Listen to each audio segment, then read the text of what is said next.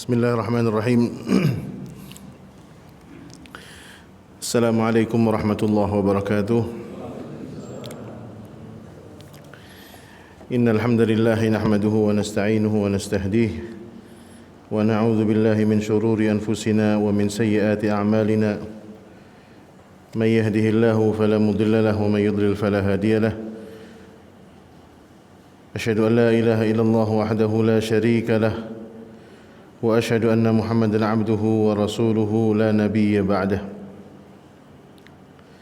Allahumma fassalli wa sallim wa barik wa an'im ala sayyidina Muhammadin wa ala alihi wa ashabihi wa man sara ala nahjihi ila yaumiddin, amma ba'd. Ma'asyiral muslimin wal muslimat, para jamaah yang dimuliakan Allah Subhanahu wa taala. Kembali kita melanjutkan kisah perjalanan Rasulullah sallallahu alaihi wasallam pada peristiwa Bai'atul Aqabah. Seperti yang sudah kita sampaikan bahwasanya Bai'atul Aqabah ini ada dua. Dan Bai'atul Aqabah yang kedua ini dihadiri oleh sekitar 73 orang. Yang dimana kesemuanya ini adalah penduduk kota Yathrib yang kemudian nanti akan berubah menjadi kota Al-Madinah. Di antara 73 orang ini tentunya ada yang sudah berbaiat dan sudah memeluk Islam jauh sebelum mereka datang. Di antaranya adalah seorang sahabat yang bernama As'ad bin Zurarah, yang dimana setelah Bai'atul Aqabah yang pertama yang kita kisahkan, yang kita bahas sebelum Ramadan lalu, ketika As'ad bin Zurarah berbaiat dan memeluk Islam kepada Rasulullah, beliau kembali ke Madinah dan kemudian dibersamai oleh seorang sahabat yang bernama Mus'ab bin Umair. Dan mereka berdakwah. Jadi As'ad bin Zurarah ini adalah penduduk setempat, penduduk Madinah yang waktu itu masih disebut dengan Yathrib, berdakwah. Dan As'ad bin Zurarah ini yang kemudian berbicara. Jadi begitu. Kalau istilahnya marketing, ada yang tim pembuka jalan, ada yang tim menawarkan, kan begitu. Kalau istilah marketing. Kemudian selanjutnya pada peristiwa Al-Bai'atul Aqabah yang kedua ini, dari 73 kaum muslimin yang datang ke Mekah di musim haji, ini harus diperhatikan ya. 73 orang ini datang ke Mekah di musim haji. Dan waktu itu ritual haji sudah ada di antara ritual ibadah yang ada di masa Rasulullah, dan itu sudah sejak awal, dari sejak zaman Nabi Ibrahim. Wa adzin fin nasi bil haji ya'tuka rijalan wa ala kulli dhamiri ya'tina min kulli fajjin amiq. Itu adalah peristiwa sejak zaman Nabi Ibrahim. Tetapi haji yang berada di era jahiliyah ini berbeda haji. Banyak pergeseran nilai. Jadi pesan buat kita adalah jangan sampai kita itu tertipu dengan nama, tetapi nilai-nilainya bergeser. Ini jangan sampai nih. Apalagi sudah mulai banyak undang-undang namanya toleransi beragama. Ini beda nih dengan toleransi umat beragama, beda. Jadi jangan sampai terjebak dengan istilah. Toleransi beragama berbeda dengan toleransi umat beragama. Toleransi beragama ini bisa jadi sama seperti apa yang pernah ditawarkan oleh orang-orang kafir Quraisy dulu kepada Rasulullah, yang kemudian turun ayat, la a'budu ma ta'budun wala antum abiduna ma a'bud wala ana abidum ma abadtum wala antum abiduna ma a'bud lakum dinukum waliyadin. Dulu kan mereka menawarkan, Gimana caranya menghentikan dakwah Rasulullah? Salah satu caranya di antara gimana? Begini deh Muhammad, engkau beribadah 1 tahun untuk Tuhanmu, kita ikut. Dan nanti tahun kedua kita beribadah menyembah Tuhan kami, dan engkau pun ikut. Ini toleransi beragama. Tetapi kalau toleransi umat beragama, ini baru boleh dalam Islam. Kita nggak boleh ngebom gereja, nggak boleh. Membunuh seorang kafir tidak boleh. Orang kafir lewat tiba-tiba tusuk mati. Ditanya kenapa? Kalau orang kafir, nggak ada. Landasannya nggak ada. Membunuh orang kafir selagi dia bukan orang yang memerangi agama Allah, maka tidak boleh. Nah, sama dengan istilah sekarang, jangan sampai tertipu. Judulnya halal bihalal, isinya dangdutan. Halal bihalal. Gede nih bannernya, halal bihalal. Dalamnya aurat yang ngablak, minuman keras ada, musik, koplo, dangdutan, artisnya porno. Tapi orang membolehkan gara-gara izin yang tertulis apa? Halal bihalal. Nah ini sama. Ketika dulu para sahabat masuk ke dalam Islam itu, mereka tidak mau tertipu dengan istilah. Paham tentang sesuatu itu luar dan dalamnya. Oleh karenanya ketika dulu para sahabat, di antaranya orang-orang yang masuk ke dalam rombongan 73 orang ini, mereka datang ke Mekah di musim haji. Dan hajinya dulu orang kafir jahiliyah berbeda dengan hajinya zaman Nabi Ibrahim. Salah satu di antara gambaran hajinya orang jahiliyah adalah mereka itu dulu ketika tawaf itu bertelanjang. Bahkan dulu mereka menyembah berhala di sisi Ka'bah. Kan dulu Ka'bah itu isinya penuh. Dan dulu di masa jahiliyah, orang-orang jahiliyah itu meletakkan karya-karya seni, syair. Karya-karya syair itu kalau bahasa kita puisi, pantun. Kalau bahasa Arabnya kan syair, bait-bait syair. Dan itu diperlombakan.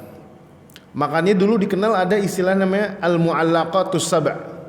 Al-mu'allaqat artinya yang digantung, yang ditempel. As-sab' yang jumlahnya 7. Dan itu adalah dimaksudkan adalah 7 penyair yang paling tenar di masa jahiliyah. Yang dimana kalau dia lagi nyari duit itu penyair, dia bikin syair, dia puji itu berhala. Dan nanti itu syair diperdengarkan di hadapan para pembesar-pembesar kafir Quraisy. Kalau ada yang suka, kalau bahasa kita ini dilelang. Ntar ada yang paling tinggi. Siapa yang paling banyak bayarannya, maka karya syairnya itu nanti akan ditempel di dinding Ka'bah. Nah ini tentunya mengotori tauhid, mengotori inti daripada ibadah. Makanya kalau kita sekarang dipertanyakan, orang Islam katanya nyembah Allah, kok malah tawafnya ngelilingin Ka'bah, ngadepnya itu kok menghadap batu.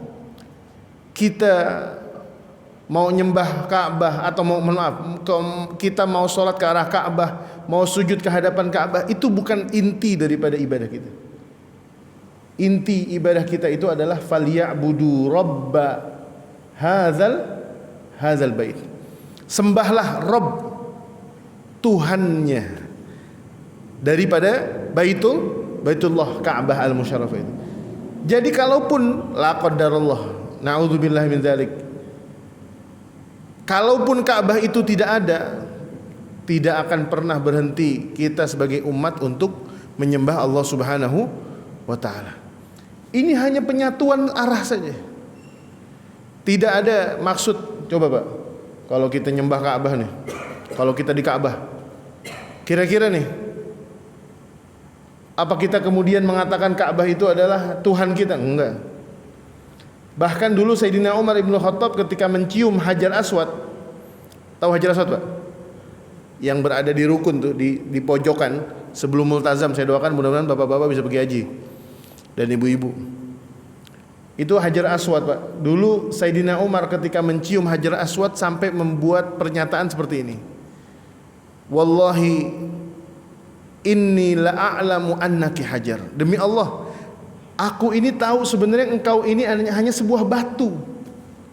Hajar Aswad, yang dalam riwayat dikatakan adalah batu dari surga. Dulu putih Pak batunya. Kata Rasulullah, itu batu akan semakin hitam, semakin pekat hitamnya dengan seiring bertambahnya dosa anak Adam di muka bumi ini. Semakin banyaknya dosa, kejahatan, maka akan semakin hitam itu batu Hajar Aswad. Dan Sayyidina Umar ketika ini mengajarkan kepada kita bahwasanya kita itu bukan apa-apa. Ka'bah itu adanya simbol, perintah dari Allah kita untuk menyembah ke arah sana, menyembah Allah dengan menghadap ke arah sana. Fawalli wajhaka syatral masjidil haram. Dan Umar mengatakan, laula ra'aitu anna Rasulullah sallallahu alaihi wasallam qabbalaki, kalaupun aku tidak karena melihat Rasulullah itu menciummu wahai Hajar Aswad, ma qabbaltuki. Sampai mencium Hajar Aswad aja itu ada alasannya. Sama ketika kita dikatakan orang Islam mana katanya nyembah Allah, Allah nggak kelihatan, yang dilihat malah menyembah Ka'bah. Bukan itu. Buktinya jamaah Masjid Al-Manar nggak ada Ka'bahnya. Ada Ka'bahnya depan sini? Nggak ada. Arah saja. Orang yang berada di timur, yang ada di barat, nyembahnya tetap kepada Allah dan arahnya cuma ke Ka'bah. Kembali kepada kisah tadi, 73 kaum muslimin yang masuk Islam, ini garis bawah nih Pak. 73 kaum muslimin diantaranya ini mayoritasnya adalah masuk Islam di Madinah, di Yathrib, dan belum bertemu dengan Rasulullah. Dan mereka berangkat dengan jamaah haji, rombongan haji dari Yathrib secara diam-diam. Tidak ada di antara mereka kaum musyrikin dari Madinah itu tahu kalau seandainya ada di antara mereka sejumlah 73 orang itu sudah memeluk agama Islam. Sampailah mereka di Mekah, diriwayatkan dari Ibnu Ishaq, dikatakan bahwasanya Rasulullah sallallahu alaihi wasallam menjanjikan 73 orang ini melalui sahabat As'ad bin Zurarah untuk bertemu di malam kedua ketika mereka sedang berada di hari Mina. Di Mina itu kurang lebih jamaah haji sekitar 4 malam Mbak.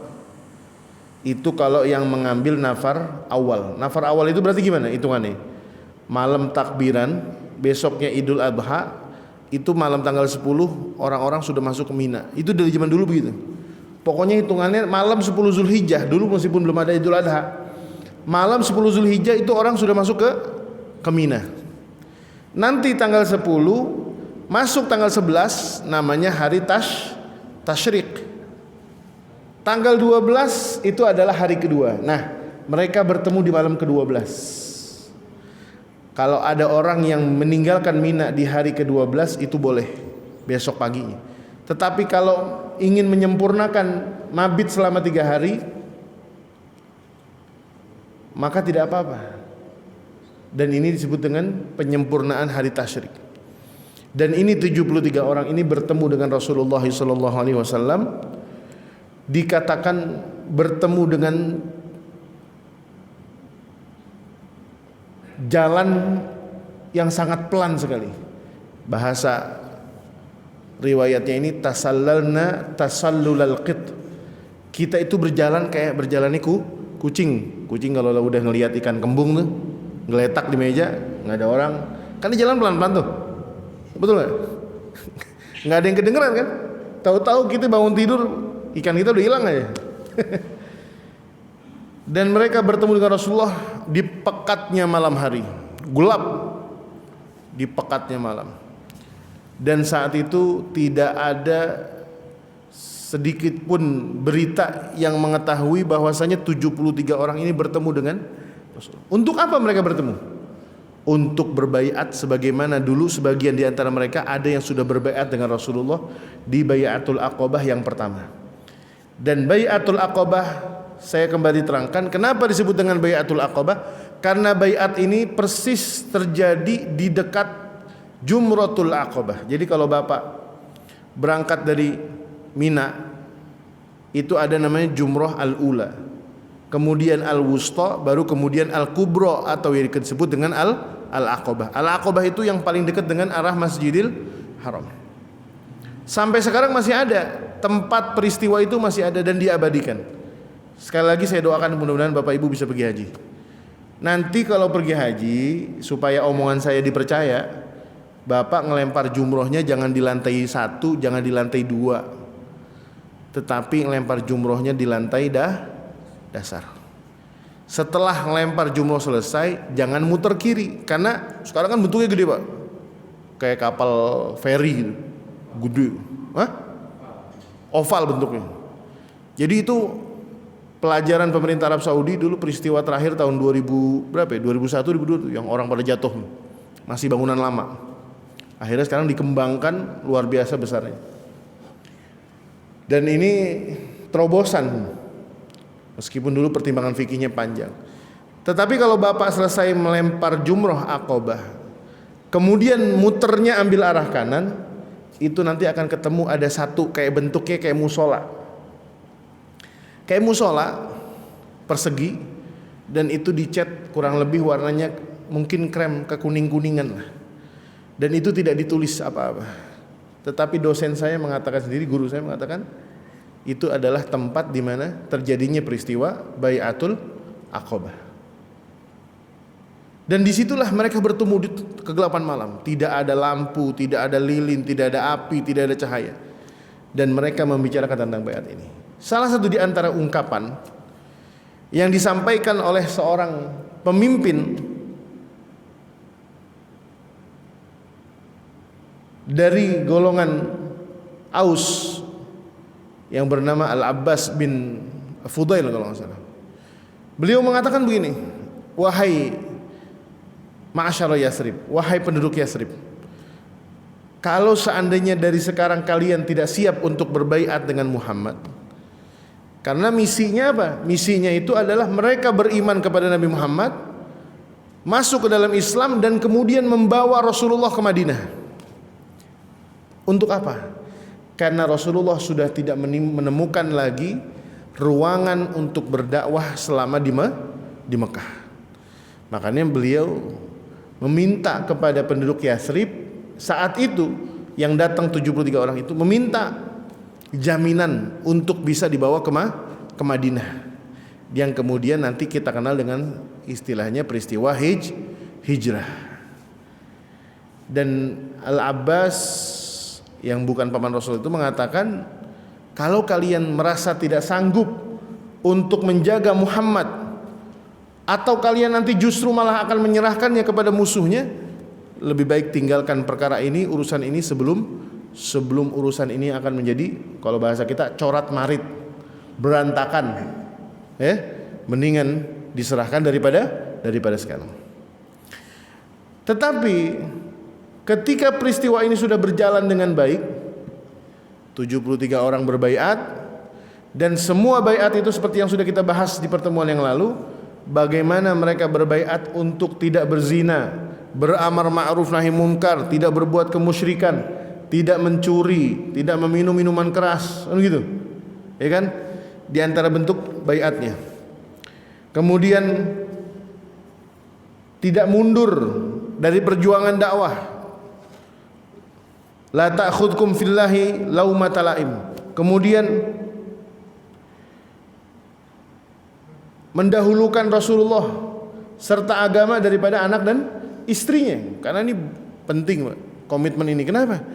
Karena bisa jadi kita itu sering menduakan agama kita, urusan kita, dikarenakan urusan anak dan istri. Demi istri kita kadang rela mencari harta yang haram, padahal agama mengatakan jangan. Kadang gelap mata demi anak, pengen anaknya itu dipandang sebagai anak yang punya, anak yang memiliki harta. Orang tuanya gelap mata, apa aja dilakonin, yang penting anaknya bisa hidup bahagia, tanpa ada filter bagaimana mendapatkan harta tersebut halal ataukah haram. Dan ini perkara-perkara penting yang pernah kita bahas di pertemuan sebelumnya. Dan kemudian mereka berbaiat. Dalam riwayat dikatakan, orang pertama yang meletakkan tangannya di tangan Rasulullah sallallahu alaihi wasallam dalam riwayat dikatakan adalah As'ad bin Zurarah, yang meletakkan tangannya di atas tangan Rasulullah, karena mereka berbaiat dan bersalaman dengan Rasulullah SAW. Dan itu hanya dilakukan oleh 71 orang laki-laki saja yang bersentuhan tangannya dengan Rasulullah maupun dengan para sahabat lainnya. Adapun 2 orang wanita itu, yang dimana keduanya adalah bernama Rufaidah, Nusaibah, bukan Rufaidah. Yang pertama adalah Nusaibah, yang kedua saya lupa. Itu keduanya tidak bersentuhan dengan Rasulullah SAW. Dan ini adalah riwayat yang sangat kuat bahwasanya Rasulullah SAW tidak pernah menyentuh tangan wanita ajnabiyah, wanita asing. Dan ini pesan buat kita. Dan ini adalah pintu setan yang harus kita tutup. Jangan dibiasakan. Kita itu kadang salaman, apalagi sering jamaah haji itu, kalau habis pulang, habis selesai tawaf sa'i itu umroh, terus berdoa di Marwah, tahallul, ustadznya udah doa selesai, wah salam-salaman tuh, suami istri saling maaf-maafan. Selesai suami istri maaf-maafan, salam-salaman nggak apa-apa suami istri. Habis itu pindah, istri kita salaman sama suami orang lain, kita salaman sama istri orang lain, bukan kandungnya, bukan mahramnya. Atas dasar apa? Ya nggak apa Ustaz, ini lagi namanya habis ibadah. Nggak bisa. Jangan pernah membuka pintu itu. Termasuk yang sering terjadi di dalam rumah tangga kaum muslimin sampai saat ini adalah soal periparan, Pak. Ini mohon maaf, perlu disampaikan soal periparan. Terkadang banyak di antara kita yang punya kelonggarannya luar biasa, sangat longgar, dan ini bahaya.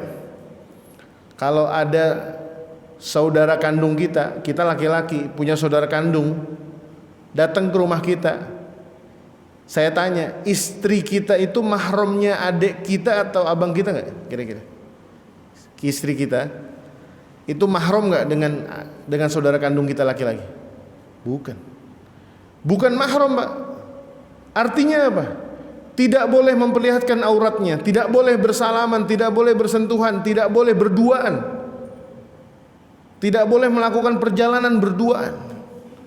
Sementara di Indonesia itu sering, dan ini sering menjadi lubang permasalahan, menjadi titik persoalan. Akhirnya timbulnya banyak persoalan rumah tangga, perselingkuhan, perzinahan, diakibatkan tidak mengerti batasan mahram. Kita dengan istri itu mahram, tapi bukan muabbad, nggak selamanya. Seorang suami dengan istri itu mahram, tapi nggak selamanya sampai kiamat, enggak. Kalau kita bercerai dari istri kita, gugur nggak kemahraman kita? Gugur. Ketika kita menjadi suami istri dengan istri kita, bebas. Mau selimut berduaan kagak pakai baju, bebas, bener nggak? Bebas.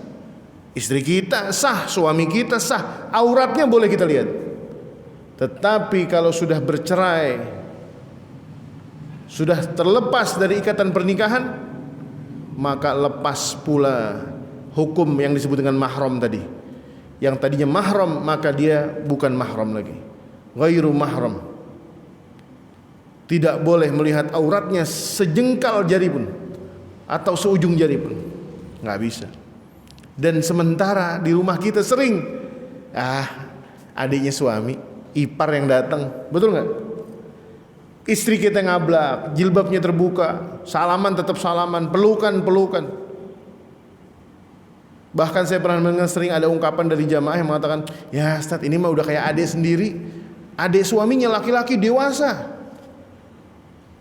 sambil mengatakan dia memeluk adik iparnya laki-laki. Ini udah kayak, saya bilang nggak bisa, saya bilang Ini bukan adik sendiri. Mau gimana pun seakrab-akrabnya kita, meskipun ketika ibu menikah, ini anak masih kecil, ibu asuh, dia bukan mahram ibu. Tidak boleh melihat aurat kita. Dikatakan oleh Rasulullah SAW tentang bahayanya periparan ya Pak. Bukan berarti kita nggak boleh punya ipar atau kita waspada sampai enggak. Rasulullah mengatakan alhamu atau alhumu mautun. Ipar itu kematian. Kenapa? Karena itu tadi, kita sering merasa longgar. Istri kita di rumah berduaan dengan adik laki-laki kita, padahal dia bukan mahramnya. Dan ini bahaya. Harus diingatkan kaum muslimin bahwasanya seorang perempuan itu adalah karamah, kemuliaan yang harus dijaga. Kalau adik kita datang, abang kita datang, maka sampaikan kepadanya, apa? Datang saudara saya, pakai jilbabnya, tutup auratnya. Jangan kemudian terbuka bebas. Kalau ayahnya, suami itu masih mahram, tetapi tidak total, tidak semuanya. Istri kita boleh bersalaman dengan ayah kita. Istri kita boleh buka jilbabnya saja, tetapi tidak boleh memperlihatkan aurat-aurat yang mughalladzah lainnya. Tidak boleh. Istri kita barangkali boleh bercium tangan dengan ayah kita, tetapi dia tidak boleh berduaan. Dia sebatas seorang anak, seorang istri dari anaknya. Tetapi kalau dengan saudara tidak. Kalau kita meninggal, saudara kandung kita menikah dengan istri kita, itu boleh. Dan itu adalah mahram. Dan Rasulullah mengajarkan kepada kita, jangan pernah menggampangkan urusan ini. Kita kadang tanpa sengaja salaman habis acara RT RW, kadang sama perempuan yang non mahram. Yang disalamin yang masih muda lagi. Giliran salaman sama nenek-nenek cepet banget. Sehat bu, sehat. Giliran yang disalaman masih muda. Sehat neng, sehat. Semenit, 2 menit kagak lepas-lepas saudara. Jangan pernah membuka pintu itu. Dan ini juga sama, berawal daripada itu. Dan ini yang akan menyebabkan banyaknya kerusakan di rumah tangga kaum muslimin adalah karena menggampangkan soal mahram. Supir apalagi, punya supir di rumah, supir udah kerja 10 tahun, udah kayak anak sendiri. Majikannya perempuan ngablak, nggak pakai jilbab, kadang pakai baju tidur, kadang pakai daster, dadanya kemana-mana, pahanya kemana-mana. Ngerasa supir udah lama kerja. Tuh supir masuk ke rumahnya, makan bareng, jilbabnya ngablak. Jangan pernah mengatakan itu, nggak ngaruh Ustaz, udah kayak anak sendiri. Kayak anak sendiri. Sekarang, zaman sekarang, kita mendengar seorang ibu berzina dengan anak kandungnya. Kalau kita lihat di TV itu Pak, bikin stres Pak. Saya sering matiin TV, berita kayak gini nggak bikin hidup itu menjadi semangat. Seorang ibu berzina dengan anaknya, seorang ayah berzina dengan anak gadisnya, sampai hamil, sampai punya anak. Sebab apa? Sebab karena kita tidak mengerti batasan agama. Seorang ayah ketika anaknya sudah menjadi gadis, maka dia tidak boleh melihat aurat mughalladzah. Maka ini penting Pak. Seorang ayah itu ketika dia menjadi seorang duda, nih mohon maaf, orang ayah masih punya anak kecil, gadis umur belasan tahun, istrinya meninggal. Kata para sahabat, orang yang model kayak begini, kenapa? Dianjurkan untuk segera menikah lagi. Wah, ini pada semangat kayaknya. Setuju gak Pak? Hah? Kenapa? Karena ini tadi nih urusan si gadis, bukan demi orang tuanya saja, bukan, tetapi supaya ada orang perempuan yang bisa mengurus ketika nanti dia, mohon maaf, sedang masuk masa menstruasi, baru haid dan sebagainya. Yang tahu siapa? Ibunya. Tapi kalau bapaknya tidak boleh. Kita mungkin ketika itu anak masih kecil kita mandiin boleh, sampai usia menjelang baligh kita masih boleh. Tapi kalau setelah itu dia tumbuh menjadi seorang remaja, bahkan sudah masuk usia baligh, maka sudah tidak boleh. Nah, kembali kepada peristiwa tadi, Rasulullah kemudian membaiat semua. Dan setelah berbaiat, Rasulullah SAW mengangkat ada 12 orang, yang dimana ke-9 orang ini dari suku Khazraj dan yang 3 dari suku Aus. Menjadi apa? Diangkat menjadi, kalau bahasa kita, kepala regu, yang dimana nanti diperintahkan. Dan 12 orang ini diantara mereka adalah banyak yang sudah masuk Islam sejak awal, diminta untuk membimbing lingkungan terdekatnya dengan ilmu yang sudah didapat dari sahabat Mus'ab bin Umair. Dan ini penting, Pak. Maksud dari Rasulullah ini pesan buat kita. Kalau kita sudah mengislamkan orang, jangan berbangga hati. Kadang kan kita udah bangga nih, ada orang diislamin, ngucapin syahadat, dapat sertifikat, tapi setelahnya dilepas, nggak disuruh ngaji, nggak disuruh belajar. Akibatnya apa? Ya keliling masjid doang kerjaan nih. Ngapain? Nyari sumbangan. Saya seorang mu'alaf, baru masuk Islam 2 bulan, saya diusir dari rumah orang tua saya. Saya mohon bantuan dari kaum muslimin. Saya kira itu nggak perlu diberikan ruang untuk minta. Bukan kita nggak mau bantu, kalaupun ada ketahuin, kita bantu ekonominya per bulan, kirimin. Kalau dia bisa dagang, kita kasih modal dagang. Kalau dia belum punya rumah, kita cariin rumah. Kalau dia belum punya pasangan, kita cariin pasangan. Serius, tetapi dengan syarat memperdalam ajaran agamanya. Karena ini adalah 12 orang itu diperintahkan. Makanya disebut dengan Ithnai Asyara Naqiban. Ada 12 naqib yang ditugaskan dengan perintah Rasulullah SAW dalam sabdanya, antum ala qaumikum bima fihim kufala. Kalian ini di hadapan kaum kalian nanti bima fihim kufala, akan menjadi kafil. Kalau kafil menurut Ustadz Azhari ini kafil ini yang punya visa, izin tinggal, kafil. Sekarang dipakai Mas Saudi begitu. Maksudnya kafil ini adalah yang menanggung. Kalau ibarat guru, ini gurunya nih. Satu orang akan memegang beberapa murid. Dia tahu gimana sholatnya, gimana wudunya, gimana akhlaknya, berubah. Apa tidak? Itu gurunya yang tahu. Kakafalatil hawariyyin li Isa bin Maryam. 12 orang ini tugasnya adalah membackup Rasulullah, mempersiapkan hijrah dan dakwah di Madinah, dan mereka juga punya tugas untuk mengajarkan Islam. Wa ana kafilu ala qaumi, dan saya adalah orang yang menanggung atas kaumku, yaitu kaum muslimin saat itu. Tetapi ma'asyiral muslimin, para jamaah yang dimuliakan Allah, ternyata acara ini, agenda dakwah Rasulullah, baiat ini tidak berjalan dengan mulus. Rupanya ketika peristiwa hijrah ini atau peristiwa baiat ini berjalan, di tengah malam itu ada suara yang diriwayatkan, dikatakan bahwasanya suara itu adalah suara setan, iblis. Dia membocorkan. Jadi kadang nih pesan buat kita dari kisah ini adalah, kadang kita udah rapih, Pak. Udah rapih nyimpen amal soleh kita. Amal soleh kita udah bagus. Niat kita udah ikhlas. Tapi digoda sama setan. Dipaksa kita supaya kita mengumbar amal soleh kita. Padahal apa? Kita udah niat nih, udah diem nih, udah enak nih. Tapi kadang tergoda. Suka ada dalam bisikan hati, ya masa ente kagak bilang kalau udah nyumbang duit ke masjid sekian? Emang ente kagak bilang kalau ente yang beliin AC? Bilang lah. Kalau ente kagak bilang, ya minimal nulis di status WA lah. Intinya pelajarannya adalah setan itu tidak akan pernah tinggal diam. Tidak akan pernah tinggal diam. Kita sedekah ke masjid, ya, transfer ke rekening masjid. Kan sekarang udah banyak tuh pakai QRIS, tinggal barcode, scan, kirim.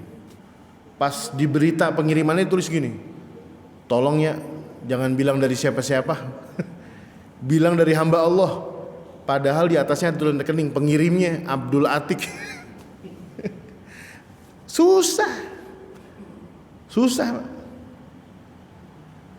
Kalaupun kita ingin bersedekah secara diam-diam, lakukanlah seperti apa yang pernah dilakukan oleh Rasulullah SAW, seperti yang pernah dilakukan oleh Sayyidina Abu Bakar, seperti yang pernah dilakukan oleh Sayyidina Umar. Tidak diketahui siapa yang melakukan kebaikan itu kecuali setelah yang melakukan kebaikan itu sudah meninggal. Dulu, ini ada sebuah kisah, meskipun ada yang mengatakan riwayatnya lemah. Ada seorang fakir, orang duafa, buta, nggak bisa ngapa-ngapain. Itu mau kemana-mana juga nggak ada yang bantuin, mau makan juga nggak ada yang nyiapin, bajunya nggak ada yang nyuciin. Dulu ini orang buta selalu ada yang datang ke rumahnya setiap pagi, dan dia nggak tahu itu orang siapa. Datang pagi-pagi, dia bersihkan rumahnya, dia siapkan makanannya, dia cucikan bajunya, dia salinkan semua kebutuhan rumah tangganya, sampai disuapin itu makanan. Dan itu berlangsung selama bertahun-tahun. Disuapin, dibersihin rumahnya, dan dia tanpa tahu siapa orang yang melakukan itu. Kemudian suatu waktu orang yang melakukan itu, dan ternyata yang melakukan adalah Sayyidina Abu Bakar As-Siddiq. Karena ada beberapa sahabat yang tahu, di antaranya adalah sahabat Umar. Sahabat Umar ini tahu, Pak, kebiasaannya Abu Bakar. Kan kita sering tahu ya, bagaimana persaingan antara Sayyidina Umar dengan Abu Bakar. Tetapi persaingannya yang baik. Kalau Sayyidina Abu Bakar sedekah, Sayyidina Umar itu duluin. Kalau Sayyidina Abu Bakar pengen jihad, Umar duluin. Apapun kebaikan dari Rasulullah, Sayyidina Umar berusaha untuk mendahului. Sampai suatu saat ini Umar tahu kalau kerjaannya Abu Bakar setiap pagi itu datang ke rumah orang miskin itu yang matanya buta. Sampai kemudian takdirnya Allah mewafatkan siapa? Abu Bakar As-Siddiq. Dan Sayyidina Umar mencoba untuk melanjutkan kebaikan itu seperti beliau melanjutkan estafeta seorang khalifah. Khalifah Abu Bakar meninggal, dilanjutkan dengan Khalifah Umar. Ketika pertama kali Sayyidina Umar masuk ke rumah orang buta itu, di hari pertamanya, Pak, di pagi yang pertama, dia bersih-bersih, dia siapin makanannya, bahkan disuapin.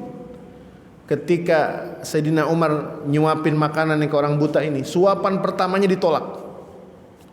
Udah deh, nggak usah disuapin. Sayyidina Umar kaget. Loh, kenapa? Kenapa Anda suapin? Kenapa Anda menolak? Saya suapin. Enggak. Makanannya enggak selembut biasanya. Dan gaya nyuapin ini enggak selembut biasanya. Coba. Disitulah kemudian Sayyidina Umar menangis. Saya bilang, kata Sayyidina Umar, Fulan, saya bukan orang yang biasa datang ke sini. Terus siapa? Orang yang biasa datang ke rumah Anda setiap hari itu sekian lama tahun berkhidmat ke rumah Anda, melayani rumah Anda itu sudah meninggal. Itu siapa yang biasa datang ke rumah saya? Kata Sayyidina Umar, yang kemarin ke rumah Anda ini, yang kemarin orang yang baru meninggal. Siapa? Khalifatul Muslimin, Khalifatul Rasulillah, Abu Bakar As-Siddiq. Orangnya udah meninggal. Saya Umar. Disitulah kemudian dua orang ini nangis. Orang fakirnya nangis. Siapa ini? Sayyidina Umar nangis. Orang fakirnya nangis karena kehilangan sosok yang lemah lembut seperti Sayyidina Abu Bakar, yang melayani dirinya sebagaimana dia melayani orang tuanya. Sayyidina Umar menangis atas apa? Atas betapa beratnya peninggalan seorang Abu Bakar As-Siddiq. Susah menjadi orang yang baik. Dan ini setan pun sama, Pak, mengumumkan di Mina tuh ketika keheningan malam, dia berteriak kalau seandainya ada orang kumpul bersekongkol ingin melakukan peperangan membantai siapa? Orang-orang Quraisy. Dan kemudian di pagi harinya orang-orang Quraisy mendatangi tenda-tenda milik orang Yathrib, orang-orang yang kemudian menjadi penduduk Madinah. Dan yang uniknya, mereka orang-orang kafir Quraisy itu bertanya kepada orang-orang Yathrib yang bukan muslim. Ketika ditanya, siapa yang semalam bertemu dengan Muhammad? Ya pasti nggak ada yang menjawab iya. Tetapi mereka kaum muslimin yang berada di tengah-tengah mereka itu mendengar itu, mereka diam. Wah, siapa yang bocorin nih? Dan itu adalah hasil teriakan setan. Dan singkat cerita, sampai kemudian mereka percaya bahwasanya tidak ada orang-orang Madinah, orang Yathrib yang bertemu dengan Muhammad. Tetapi hal itu tidak mencegah mereka untuk mencari tahu. Sampai kemudian hari keduanya, hari setelah itu, mereka mendapatkan kabar yang cukup pasti yang mengatakan bahwasanya memang ada peristiwa baiat tersebut. Sampai kemudian ketika orang-orang sudah meninggalkan Mekah menuju kampung halamannya, di antaranya adalah rombongan dari Madinah, ditangkaplah siapa? Seorang sahabat yang bernama Sa'ad bin Mu'adz. Sa'ad bin Mu'adz ini